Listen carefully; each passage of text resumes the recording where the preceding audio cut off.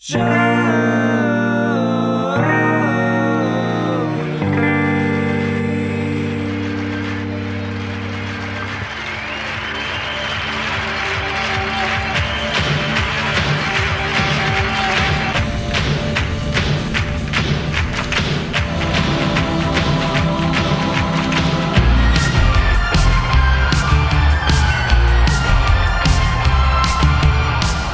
hello, everybody. Welcome to another installment of Show to View with Mike G, the show of life, the show of whiskey, the show of being an entrepreneur and what that actually means to your friends and family. Today, we've got a great guest, the master blender for Heaven's Door, Ryan Perry. He has his hands in so many different things, worked at Diageo for a while, has all the good whiskey, and now has a great new project that Bob Dylan is a part of as well, even though in this chat we don't talk about it. You can find that information anywhere on the internet. This is stuff about Ryan, the man, the myth, the legend that you can't find anywhere else. So without further ado, I hope you guys enjoy this great chat with Ryan Perry, Master Blender for Heaven's Door.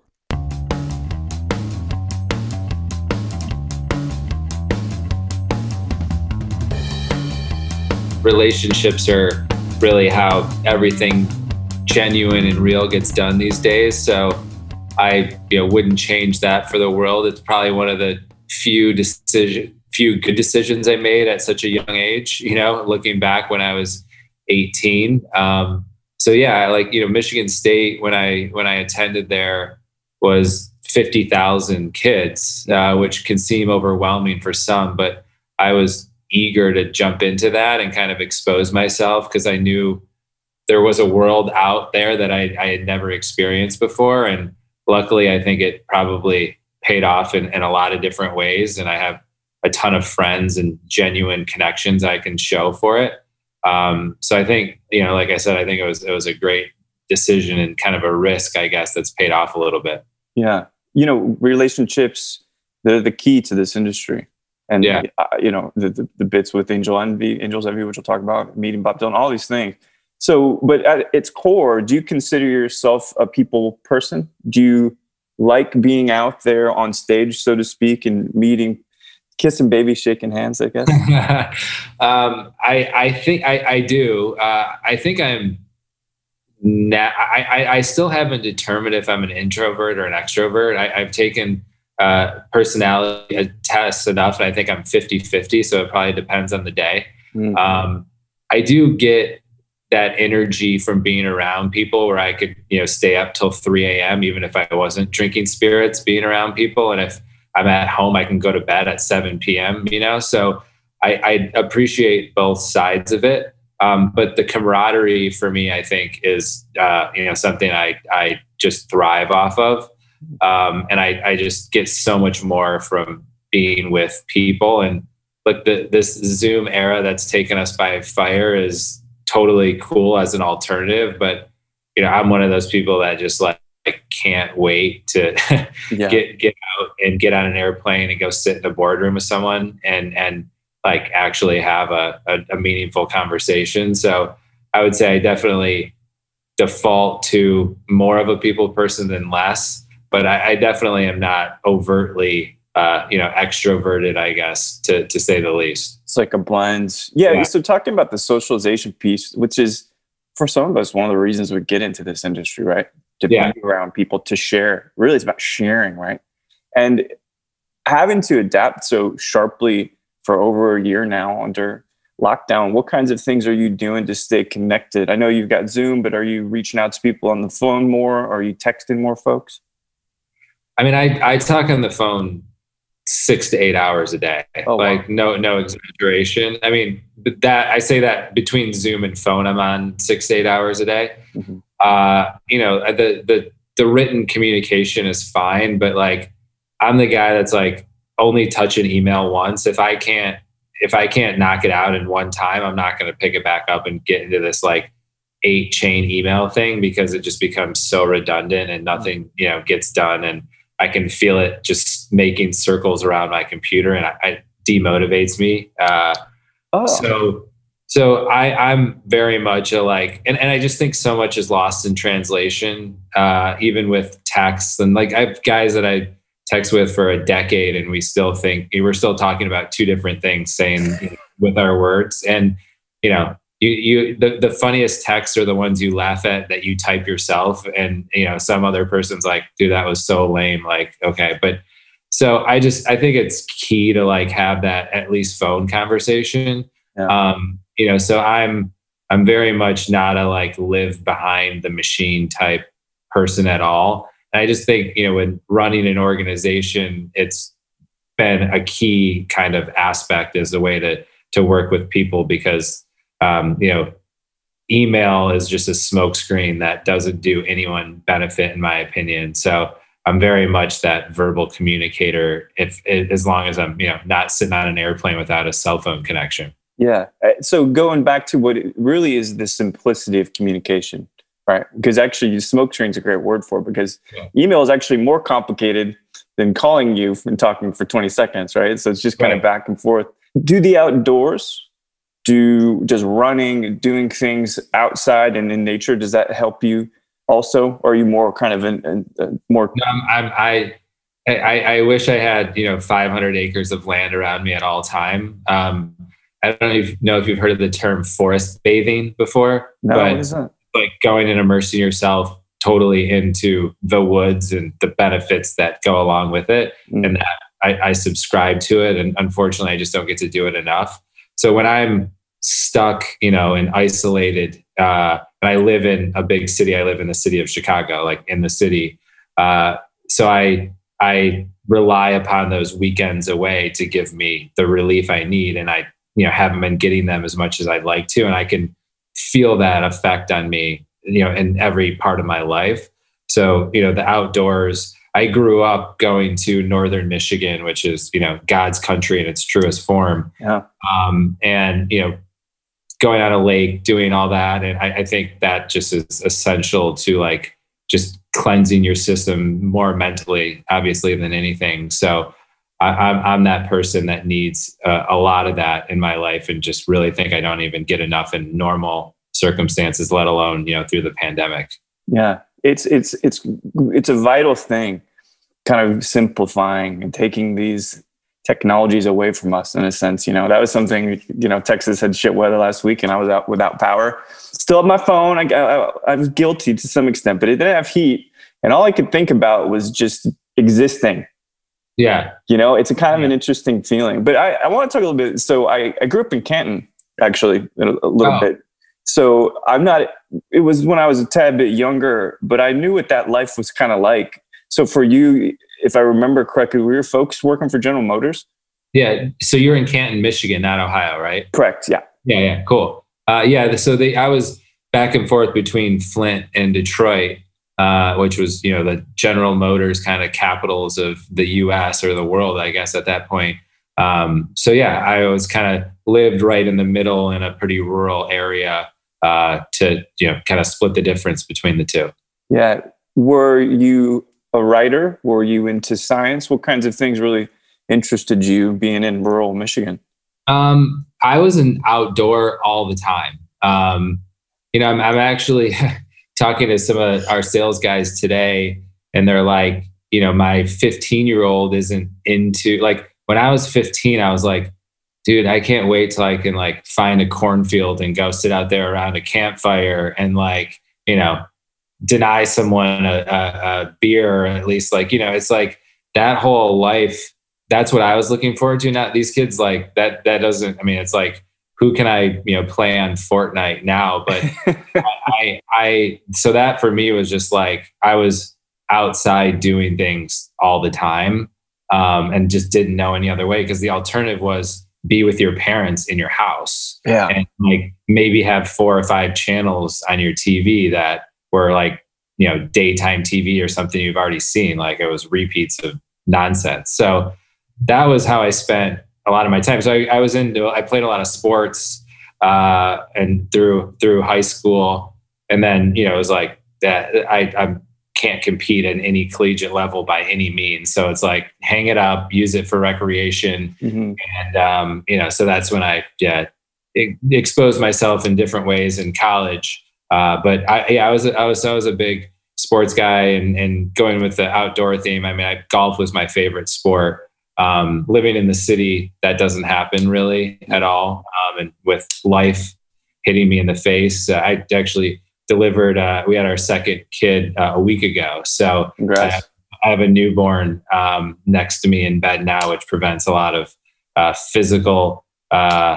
doing a lot of physical activity during the day because you're recovering. But so yeah, I was like no screen time really at all besides Nintendo 64 occasionally. Yeah, which Mario Kart 64 is still one of the greatest games of all time. It's amazing. It's amazing. It is. The competition you can get from 4-player Mario Kart and playing people that don't know how to drift properly. It's like taking candy. It's like taking candy from a baby. It's amazing. So yeah, Mario Kart is top 3 for me by far. There was, I think you love this when things, because I think you make your way to Texas pretty often. I know Chris Hart had you on his show too, and there's a bar that was it's in East Austin when they were still open. And they had, I can't remember, a Switch, I guess is the little box. I got to competitively play Mario Kart in a bar in Austin, Texas. And it was, what comes out of people when they play Mario Kart. There is nothing better. And like Mario Kart, right? That's right? So, it's amazing. I love the competition that comes from it. I mean, you just have to risk, like you have to have a couple controllers in reserve. So when someone throws it against the wall and they lose, especially after they've had a couple beers, you got to be prepared for that. That's, no truer words. Yeah. You always have to be prepared for rage, basically. But the only negative thing, anyone that picks Luigi in Mario Kart is questionable. So you got to be weary of your friend. Like if you're going to play Mario Kart and someone picks Luigi, you're like, are you a terrorist? Like what is the deal? So it's a true test of character on your your Mario selection, like in its truest form. It's funny. I like Waluigi because Luigi, you're right. He's a little too straight laced. He doesn't even have the right build to get the gravity displaced from the car. Nothing special for him. Yeah. No. He's just a guy, and that's fine, right? But Waluigi, that guy gets shit done. Yeah, and he's got a villain aspect to him that gives him a cutting edge that Luigi needs. So it's like, why would you ever pick Luigi in a competitive? I mean, if you're just like going to drink a beer with some guy, you'd pick Luigi because he's probably a really nice, down to earth guy. But if you're trying to win a race of 8 people that you're throwing shit at your competitors, you're going to pick Waluigi. Yes, and Ryan, there could be something to this in the interview process when you bring people onto your team, where you're like, okay, which Mario Kart character are you? And then anybody that picks Luigi, as long as they don't know that's why you're asking, they're out of contention. Yeah, and if they pick Bowser, they're automatic CEO candidate. They can terminate anyone and ask tough questions to anyone. So yeah, and I think you're, so the last one is, I think Yoichi, that's HR people. Yeah. I no question. Yeah. So, the vast amount of 3 or 4, but you have your hands in so many different projects, which is really incredible. But this drive to do things on your own terms as an entrepreneur, I got that kind of bug from my dad. He owned a restaurant when he was younger, different marriage and stuff. But did you learn this what we call entrepreneurialism? Was your dad or your mom or the family, anybody pushing you to do this? No, I think I just it was in me from like the get-go. Like my mom would always like tell us like some pretty lame stories. She's just like, being in a small, like I went to Chicago when I was really young. On the train, I took the train from mid-Michigan to Chicago, and it was like, seeing this world outside of everything you knew that was so eye-opening.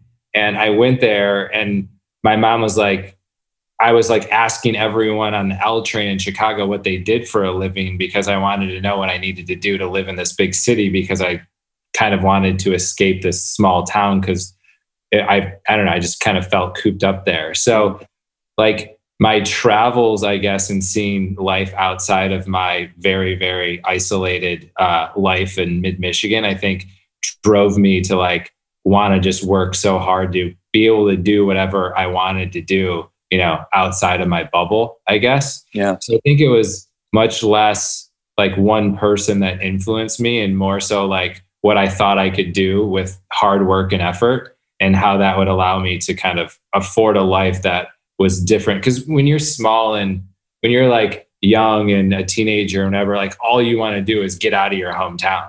Yeah. And then you get old, have kids, and you're like, oh, I want to move back home and like see my parents and get help and, you know, need. And so it's like, you know, that cycle for me on the ramp up of like wanting to move out of my hometown was like exponential, I guess. And I just felt like seeing these grander things and people living a life that was so busy was such an appeal to me.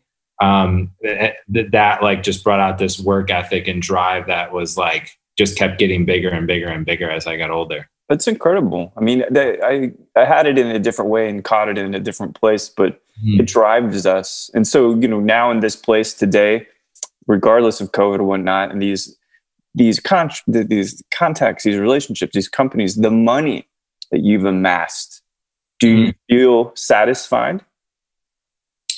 No, not at all. I mean, I don't. I certainly have a financial drive to you know, be able to feed myself and my family. You know, the money I've made in my short career, which isn't much, you know, if I get any like, you know, if there's any success or exit we've had on a company, it just goes back in and is like, how do I, you know, do something else? It's not like I don't go like, you know, buy a new car or whatever. Like, it's like, how can I put that back in, start a new venture and make it, you know, 10 times more valuable than it was before?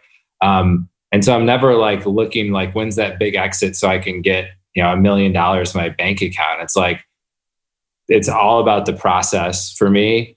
And, you know, once the end starts coming, it's actually kind of sad in a way, because it's like, oh, this could be it. And that was so much fun. And I learned so much from building it.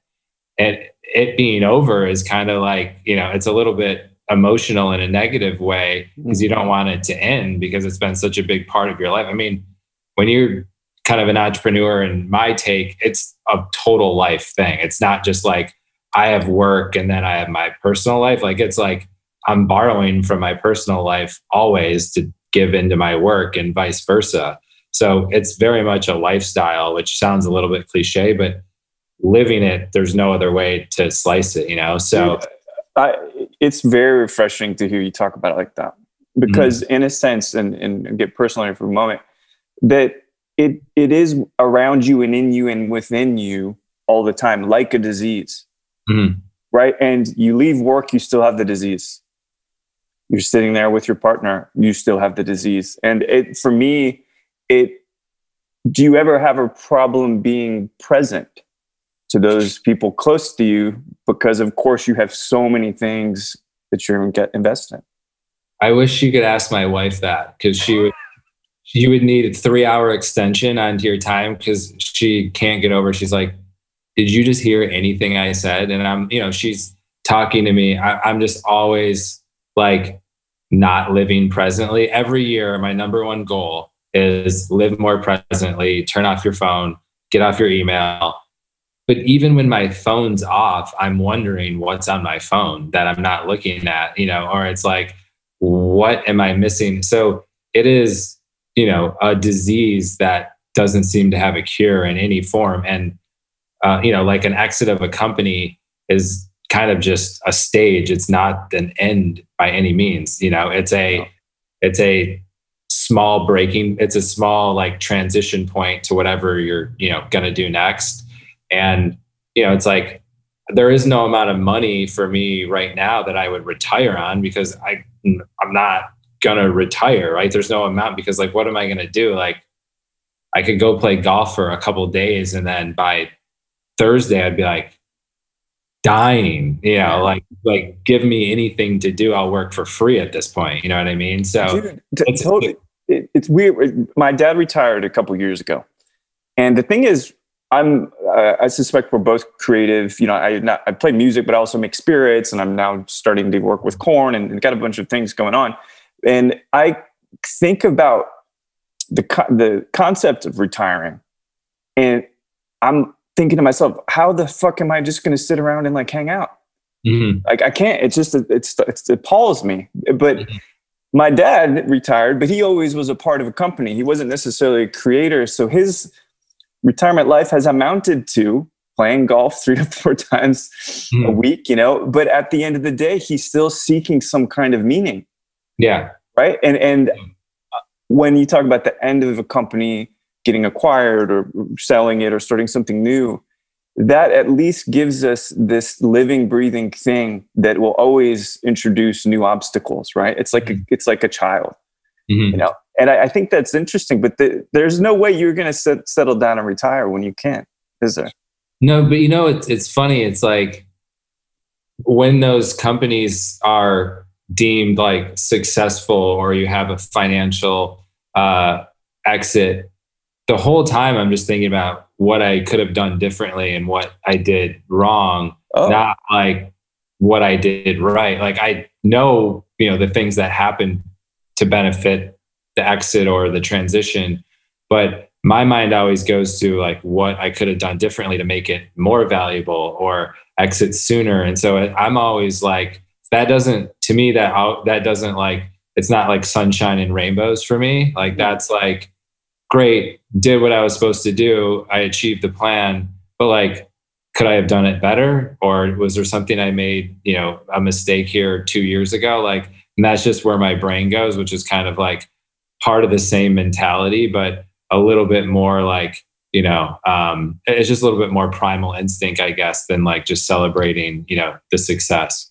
Yeah, that's interesting. So I don't really look back because there's nothing I can do to change it, you know? Yeah. But there is this being able to move forward, I think requires a couple of skills. I wouldn't say it's being fearless, but it is being without extraneous fear. So for you, when you make decisions which have probably a very hefty price tag most of the time, do you have fear? Do you second guess yourself? Because it sounds like looking retroactively you do, but when you're making those tough decisions, do you get in your own way? I think I when the decision's made, I don't look back. I spend time to analyze the decision before I make it, I think.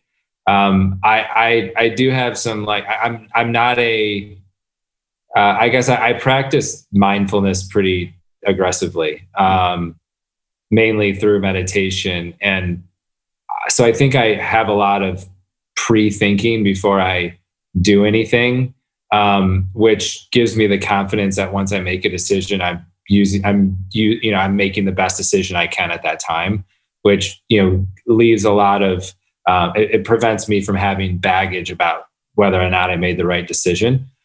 So I think I don't struggle with that. You know, I have other things, but, you know, that decision making and living with it and saying, you know, it is what it is, and I'll take the positive and negatives with whatever decision I make. I think I'm pretty comfortable with that, you know, requirement, I guess, as a business leader currently.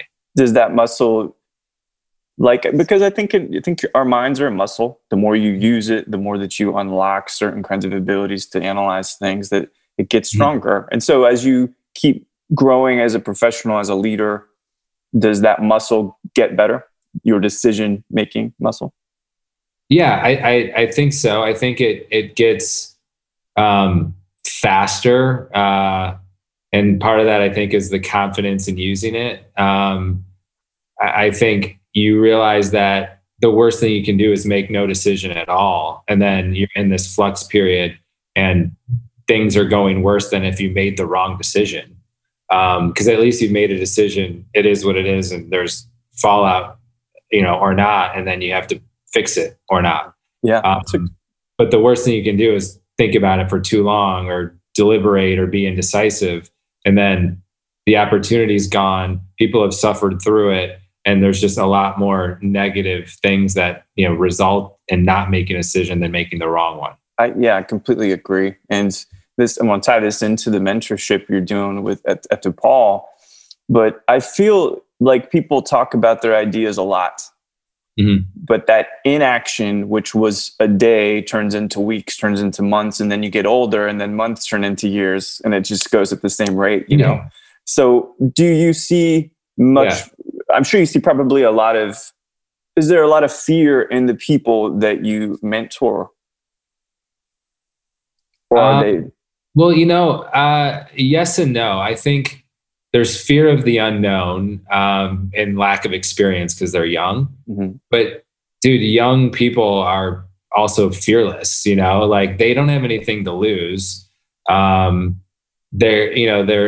don't have, and I'm not saying it's only young people. With my mentorship, I'm mentoring undergrad and early grad students, and they're like, they don't have anything to lose. They don't have families to feed for the most part, and they have grand ideas, and they think they know what they need to get there. So I think there's some pretty solid fearlessness amongst that kind of younger group of entrepreneurs, which like you hear about people adopting a dog, and it's like, they saved me, I didn't save them. Like the like inspiration I get from working with these people, they're like, oh my God, thank you for spending 90 minutes. Like, you taught me like a whole semester's worth of class. I'm like, dude, you just like, I'm leaving here. I'm going to go pull out my laptop and like do like 10 things that have been on my to-do list for like the last 6 months, because just like talk to you guys, like you guys just really don't like IDGAF, like that acronym came from like these 18-year-old kids that can do whatever they want. So, I think it's inspiring to work with them. And I always get, I think more out of them than they get from me, although they really feel like, I'm giving them this mentorship. So it's amazing, mutually beneficial relationship. Yeah, I love that. Yeah. Because every conversation you have, this is something too, is I think that I miss the strangers at the bar thing, right? Because having interviewed people from all walks of life at this point, different income, different places in the world, I never judge anybody anymore. I might have had maybe a lens of it when I was a kid, but now I look at it and it's like everybody is just so open, and your door seems like, despite your title, the brands you've worked with, the investments that you run, your door is always open, isn't it? Yeah. And was that something that, how about this? Why do people feel like others in what they deem as successful? We use air quotes when we say success because that's completely perception, right? Why do they feel like it's not a flat playing field? Do you have any understanding of why that might be? Why that might be? Like why people feel like they're suppressed in their ability to be successful? Yeah, and why they wouldn't just automatically say, well, this person will talk to me. They put up this kind of barrier. Yeah. I think it's just a lack of confidence, probably. I think it's, believing what people have always told them and not having an experience to prove themselves wrong. I probably thought that way when I was younger too. But I feel like I was probably willing to expose myself a little bit. I am usually, I'm usually I always kind of enter a room as I'm the dumbest guy in there. Yeah. And doing that, I think, has allowed me to be a better active listener, even though my active listening skills, I think, are pretty shitty. I at least am not the one that talks the most. And so even though I'm not a really good active listener and I try to get better, it's a focus area for me. I usually learn more than most because I'm talking usually the least. And doing that allows other people to come to you and you're not the one initiating the conversation. And that works well at a bar. Is like when you're sitting at a bar, you can tell when someone wants to talk to you, right? Like they don't have to say anything. Like you're like, dude, this person is just waiting for me to just like say one thing so they can tell me the entire life story.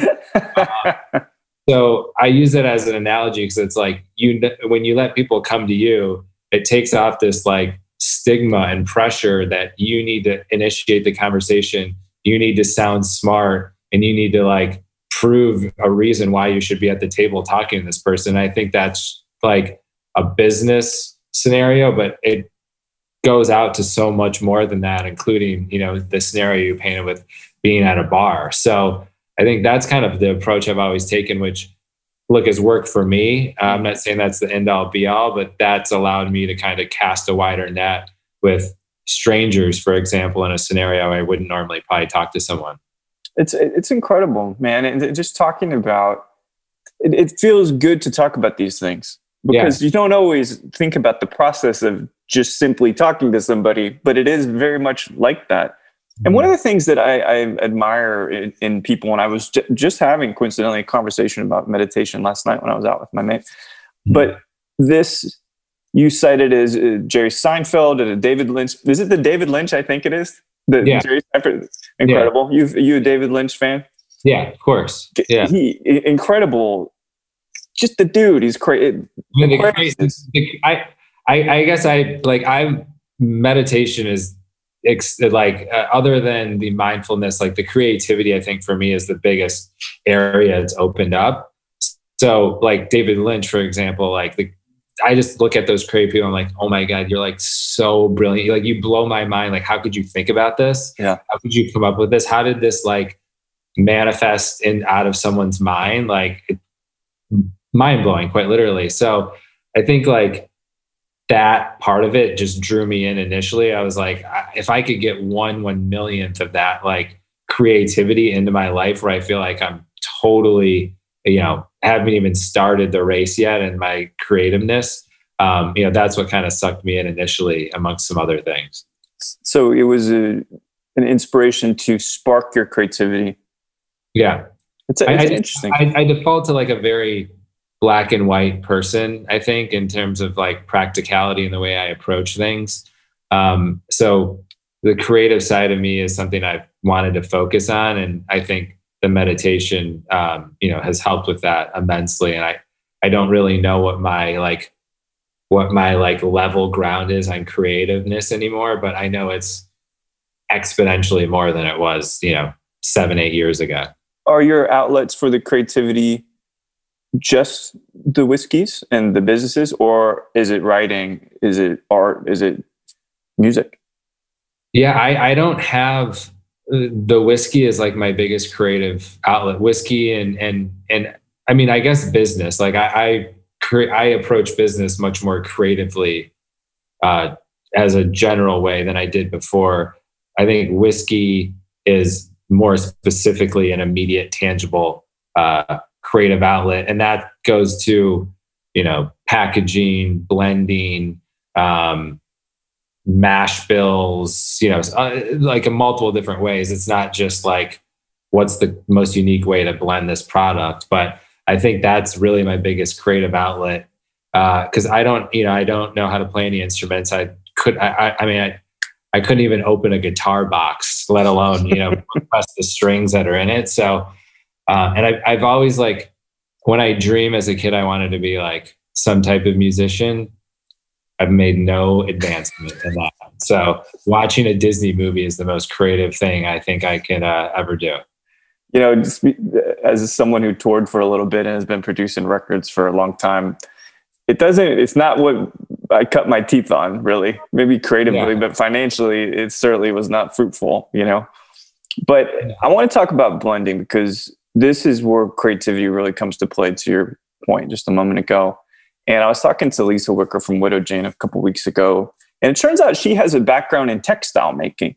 She was doing costumes for some performance area in Ohio or something like that. And so that this becomes important in a second. And I asked her when she's blending Widow Jane, which is, Heaven's Door has stuff from Kentucky. They've got stuff you guys have Kentucky, Tennessee and stuff. And we'll talk about that in a second, but it's that same concept, right? And I asked her what went through her head visually when she was blending whiskeys. And she never made the connection that she thought of textures and cloth. And I thought that was incredible, because I always think music. But for you, for instance, I'm sipping on, and I haven't had this before. This is the double barrel whiskey from y'all. It smells. Yeah, and that's probably the most complex blend we have by far, which makes people's minds, spin when we talk about it. But yes, so I'm glad it's very timely, I guess.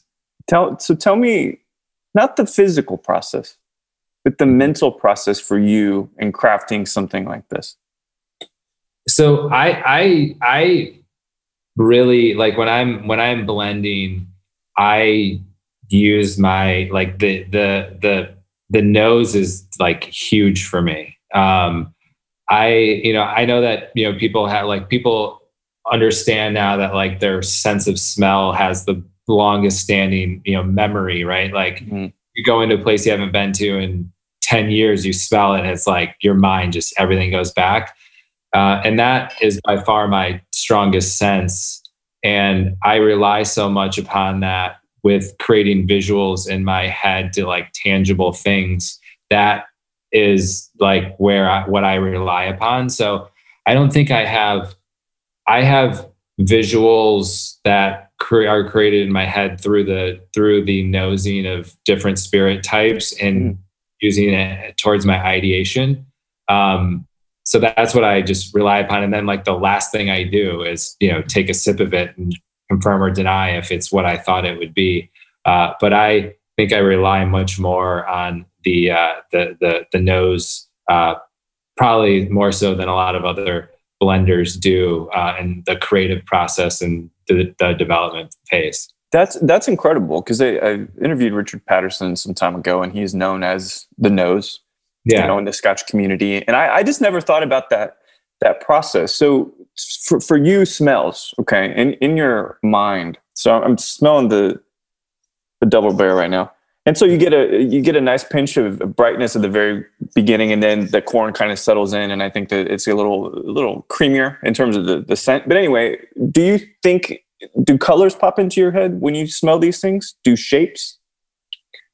No, like I go back to like a lot of foods, foods, and just like I also go back to like when I smell things, it puts me into a certain experience that I've had in the past that's either favorable or unfavorable, as well as like sensory experiences that I've had in the past for this that are good and bad.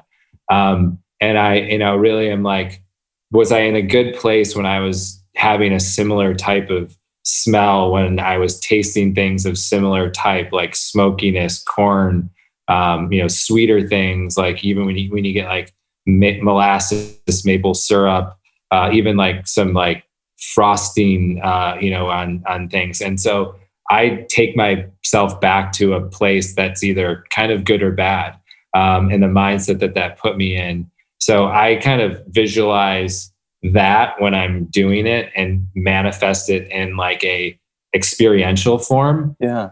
And that really helps me navigate the finished flavor profile really well.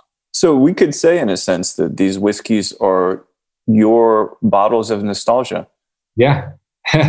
Yeah. I mean, I think we can. And I think if you're honest with yourself, like, things can taste totally different in a certain setting than they can, the 2 or 3 days later with who you're with and, what you did before, what you're doing after, the news you got at work, what your weekend plans are. Yeah. And, that has a profound effect on your work product at hand. So I think that is a big aspect, and those experiences definitely shape the way that I'm working at that given time and creating a product and what the end result is. It's incredible, because that's what an album is. That's what a movie is, So in a sense, whereas you may not be well-versed on guitar chords, you're still able to craft these snapshots of your life that actually can live in perpetuity, via product. I think that tangibility is really interesting. And so when you think about, because there's a straight rye as well, and that is a completely different set of smells. Does it take you to a completely, or rather, do you want to be in a certain mindset when you go to blend these whiskeys, given how different they smell and how different they taste? Yeah, I think it happens naturally. I don't, I want, when people are trying it, I want like when we have a core three, for example, we have a bourbon, a double barrel, and a rye. I very much pride myself, or we pride our products in being true to form and what you would expect from a bourbon, a rye, and a double barrel. So they're not so obscure. You're like, I'm a bourbon drinker and I drank it. It didn't taste like bourbon and I was let down. Mm-hmm. So we want it to taste within what you would want as that type of whiskey drinker, but be very, very different, experiences in themselves. So creating differentiation while being true to form and product type, I think, is not easy to do when you have three products that sit next to one another as your core set. But I think, we achieve that, pretty well. And, I think for me and my approach to your question earlier is like, you have to remember, like, there's not one right answer. And what you experience is not what other people experience. And if you're going to, get the best result for someone, you got to put them into a mindset that allows them to better appreciate your product. And I think the first thing they see after color is, smelling the product. And if it's a favorable aroma that they're getting from it, and, the bottle's nice and the story's good, they're going to drink with their eyes, and they're going to drink with what they want to taste and what they feel like they should. And if they're not going in expecting to like what they try, they're not going to like it. Right. So I think it's really important to kind of get people in the right place before the liquid even touches their lips. I agree. And that does beg the question. I love Dickel. Mm-hmm. I love all the stuff that they make. And I've had the privilege of trying some TDG stuff, which you guys are putting in some of the store selections, and it was remarkable. Yeah. And it's a truly new thumbprint of flavor in American whiskey. And I really loved it. But people have an expectation about Tennessee whiskey outside of Jack Daniel's. And what do you think they find it off-putting? Why do you think that is? Well, that's a good question. I mean, working at Diageo, I thought about this 1,000 different times.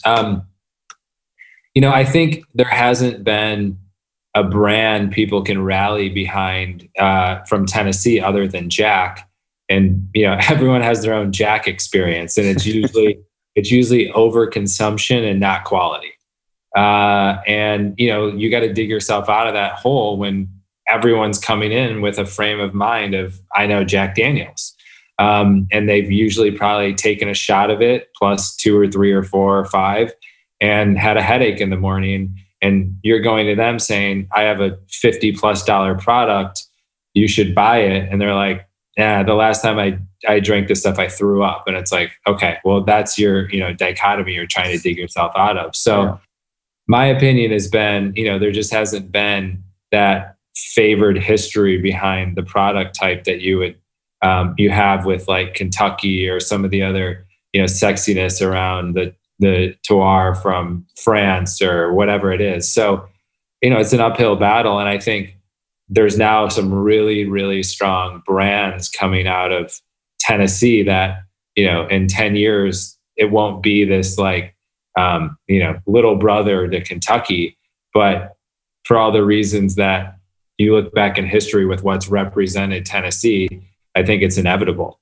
So I'm happy for us to kind of be a pioneer and proving people wrong that Tennessee has some amazing product. And just because the distilleries across the state doesn't mean, it's that much better because it has Kentucky versus Tennessee. Because the reality is like the distillation methods are similar. Mm-hmm.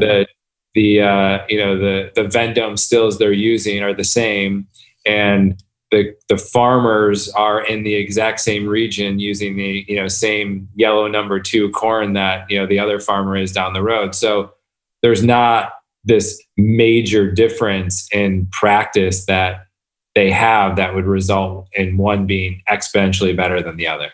Yeah, it's a strange perception. Obviously, the flavor is different, and there is a lactic quality to the stuff Nicole does at Dickel, But I like that, Yeah.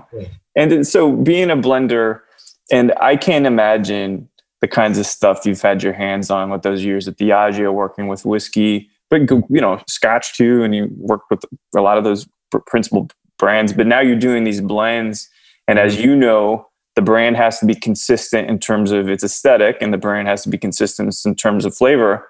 But at some point, it feels like with all these new brands sourcing from the same spots, that you will run out of the baseline components to blend that you needed all along. Is there any truth to that, or you have contracts, or do you have a concern? We've been laying down barrels and doing our own distillation since 2017. So we've created the brand so that it'll have consistency around always having a core offering that will remain on the shelves alongside of limited time offerings in perpetuity. And I think there's just so much optionality out there. To limit yourself to the same product all the time is doing a disservice to our consumers. And I want them to, enjoy our creativity, together. So I think we've created the brand purposely to have an evolution and appreciate both consistency around having 3 similar type products all the time, and then having these one-offs that come in and allow you to enjoy some other collaboration and blending methodologies, different proof levels, different states, different countries. So I think that is important in a brand, and I think it prevents a little bit of a stalemate, I guess, for your product. So, I think we like to make sure they complement one another, and it's not totally crazy. Like Heaven's Door needs to stand for something, and these 3 or 4 things are what people expect to get, whether it's a everyday product or it's a one-time bottle coming out each year type thing.